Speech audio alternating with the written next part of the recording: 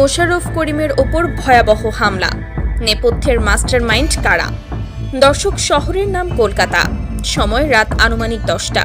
New মার্কেটের ব্যস্ততম এলাকা, যেখানে ঐতিহ্যবাহী কস্তুরী হোটেলের সামনে দিয়ে প্রতিদিন হাজারো মানুষের আনাগোনা চলে।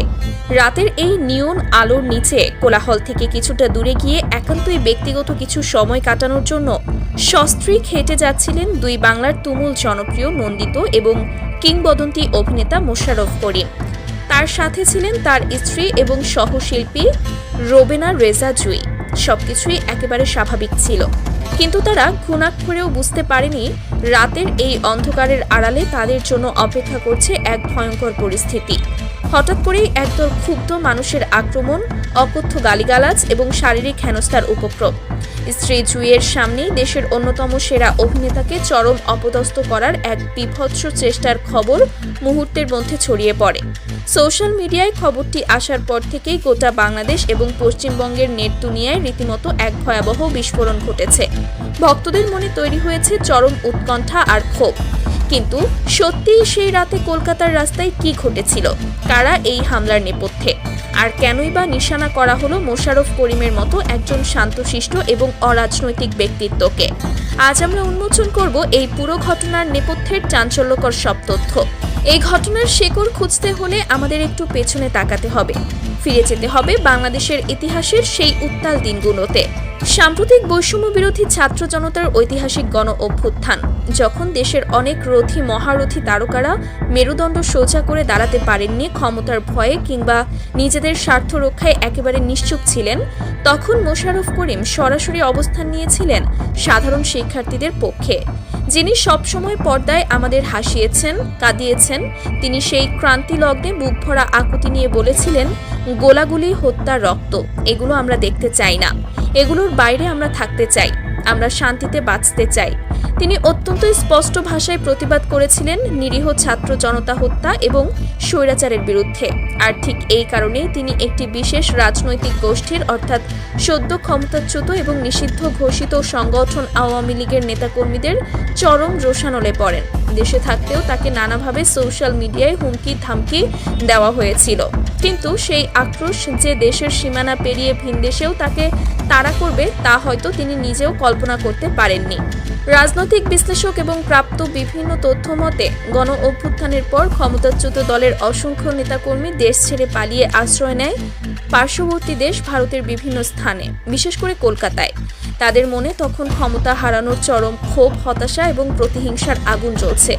ঠিক এমন একটি সময়ে যখন মোশাররফ করিম কোনো পেশাগত কাজ বা শুটিংয়ের জন্য নয়, বরং গুমোট পরিস্থিতি থেকে একটু স্বস্তি পেতে একান্তই ব্যক্তিগত অবকাশ যাপনে কলকাতায় অবস্থান করছেন, তখনই ঘটে যায় এই রোমহর্ষক ঘটনা। 15 জুনের সেই রাতে মোশাররফ করিম স্ত্রী জুইকে নিয়ে কলকাতার রাস্তায় বের হলে এই পলায়নরত ক্ষুব্ধ ক্যাডাররাই তাকে চিনে ফেলে। অন্ধকার রাস্তায় একা পেয়ে তারা তাদের জমানো ক্ষোভ উগরে দেওয়ার সুযোগ পেয়ে যায়। 16 জুন একজন প্রবাসী সাংবাদিক তার ভেরিফাইড ফেসবুক পেজ থেকে এই ঘটনার বিস্তারিত বিবরণ দিয়ে একটি পোস্ট করেন। আর সেই একটি পোস্টটি যেন বারুদের স্তূপে দেশলাইয়ের কাঠি ছুঁড়ে মারে। প্রবাসী সাংবাদিক জাওয়াদ নির্ঝরের সেই পোস্টের দাবি অনুযায়ী আওয়ামী লীগ সমর্থিত ওই ব্যক্তিরা মোশাররফ করিমকে অত্যন্ত বাজেভাবে কটূক্তি করতে থাকে। তারা তাকে লাল বান্দর বলে গালিগালাজ করে এবং তার দিকে মারমুখী হয়ে চরম ক্ষিপ্রতায় তেড়ে আসে। পরিস্থিতি এমন পর্যায়ে পৌঁছায় যে কোনো মুহূর্তেই বড় ধরনের শারীরিক আঘাত বা হাতাহাতির ঘটনা ঘটে যেতে পারত। স্ত্রী রোবেনা রেজা জুই তখন স্বামীর এই অবস্থা দেখে স্বাভাবিকভাবেই চরম আতঙ্কিত হয়ে পড়েন। ভিনদেশের মাটিতে এমন অসহায় অবস্থায় যখন এই তারকা দম্পতি চরম বিপদের মুখে, ঠিক তখনই ঘটে এক অভাবনীয় ঘটনা। ঘটনাস্থলে উপস্থিত স্থানীয় কয়েকজন সাধারণ মানুষ পরিস্থিতি আঁচ করতে পেরে দেবদূতের মতো এগিয়ে আসেন। দুই বাংলার প্রিয় অভিনেতাকে বিপদে পড়তে দেখে তারা মুহূর্তের মধ্যে হামলাকারীদের প্রতিহত করেন এবং মোশাররফ করিম ও তার স্ত্রীকে একটি নিরাপদ স্থানে সরিয়ে নিতে সক্ষম হন। স্থানীয়দের এই সাহসী এবং তাৎক্ষণিক পদক্ষেপ না থাকলে সেদিন হয়তো কলকাতার রাস্তায় এক বড় ধরনের অঘটন ঘটে যেত। মুহূর্তের মধ্যে এই খবর শুধু বিনোদন জগতেই সীমাবদ্ধ থাকেনি, আছড়ে পড়ে রাজনৈতিক অঙ্গনেও। বৈষম্য বিরোধী ছাত্র আন্দোলনের শিক্ষার্থীদের পক্ষে অবস্থান নেওয়া একজন প্রথম সারির শিল্পীর ওপর ভিনদেশে এমন হামলার খবর সাধারণ মানুষকে তীব্রভাবে ক্ষুব্ধ করে তোলে। বিষয়টি এতটাই গুরুতর রূপ নেয় যে রাজনৈতিক দলগুলোর শীর্ষ নেতারাও এই তীব্র নিন্দা জানিয়ে বিবৃতি দিতে শুরু করেন। এনসিপির মুখ্য সমন্বয়ক নাসির উদ্দিন পাটোয়ারি তার ভেরিফাইড আইডিতে গভীর উদ্বেগ প্রকাশ করে লেখেন, পশ্চিমবঙ্গের কলকাতায় বাংলাদেশের জনপ্রিয় অভিনেতা মোশাররফ করিম ও তার স্ত্রীর সঙ্গে ঘটে যাওয়া হামলা ও হয়রানির অভিযোগ গভীর উদ্বেগের বিষয়। যে কোনো রাজনৈতিক মতভেদ বা বিরোধের নামে শিল্পী, সংস্কৃতি কর্মী কিংবা সাধারণ নাগরিকের উপর হামলা ও হেনস্থা কোনোভাবেই গ্রহণযোগ্য হতে পারে না। তিনি এই ঘটনার তীব্র নিন্দা জানানোর পাশাপাশি সংশ্লিষ্ট কর্তৃপক্ষের কাছে ঘটনার সুষ্ঠু তদন্ত ও দায়ীদের বিরুদ্ধে প্রয়োজনীয় ব্যবস্থা গ্রহণের জোর আহ্বান জানান। এদিকে বিষয়টি নিয়ে জানার জন্য অভিনয় শিল্পী সংঘের সাধারণ সম্পাদক রাশেদ মামুন অপুকে ফোন করা হলে তিনি তাৎক্ষণিকভাবে কোনো তথ্য দিতে পারেননি, যা এই পুরো ঘটনাকে আরও বেশি কৌতূহলোদ্দীপক করে তোলে। চারিদিকে যখন চরম উত্তেজনা, ভক্তরা যখন উৎকণ্ঠায় প্রহর গুনছে, ঠিক তখনই পুরো ঘটনায় আসে এক চরম টুইস্ট। যখন পুরো দেশ ক্ষোভে ফুঁসছে, বড় বড় মিডিয়া হাউসগুলো এই হামলার খবর প্রচার করছে, তখন একটি গণমাধ্যমের কাছে মুখ খোলেন স্বয়ং মোশাররফ করিম। আর তার দেওয়া একটি স্টেটমেন্ট পুরো হিসাব নিকাশ পাল্টে দেয়। তিনি অত্যন্ত শান্ত কণ্ঠে জানান, সোশ্যাল মিডিয়াতে যেভাবে ঘটনাটি প্রচার করা হয়েছে বাস্তবে তেমন কিছু ঘটেনি। তার নিজের ভাষায় ফেসবুকে নানা কথায় রং জড়িয়ে ছড়ানো হয়, কিন্তু একটি ভালো সংবাদ লেখার মতো যতটুকু উপাদান প্রয়োজন এই ঘটনায় ততটুকুও নেই।